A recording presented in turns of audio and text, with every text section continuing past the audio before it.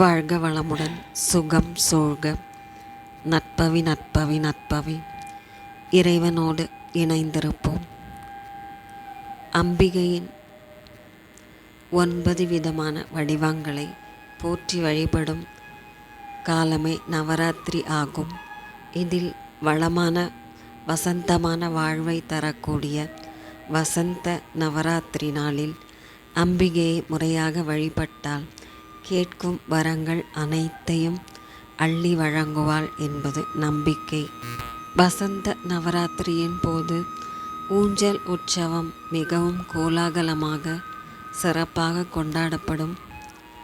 நவராத்திரியில் அம்பிகையை வழிபட்டால் பெண் குழந்தைகள் பெறுவது போன்ற மகிழ்ச்சியின் பயன் கிடைக்கும். கன்னியர்களுக்கு திருமண வரன் கிடைக்கும்.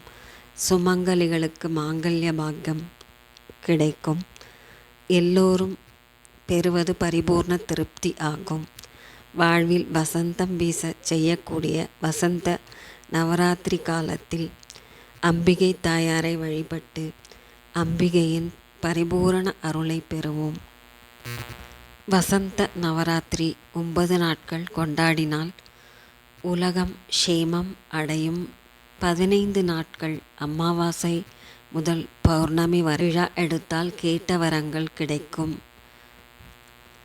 45 நாட்கள் கொண்டாடினால் சகல காரியங்களிலும் வெற்றி தரும் என்றும் கூறப்படுகிறது.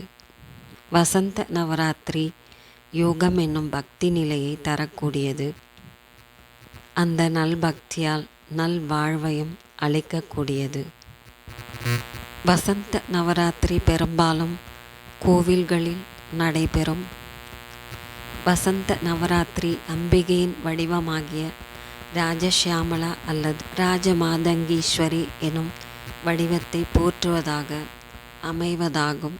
மதுரையில் அருளும் ஸ்ரீ மீனாட்சி ராஜசியாமலாவாக விளங்குகின்றாள்.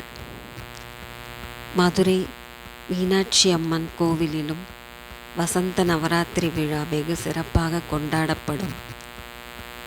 மாலை வேளைகளில் அம்பிகைக்கு மிக உயர்ந்த பூஜையான ஸ்ரீ நவாவரண பூஜையும் லலிதா சகஸ்ரநாமம் கன்யா பூஜையும் சுவாசினி பூஜையும் நடைபெறும்.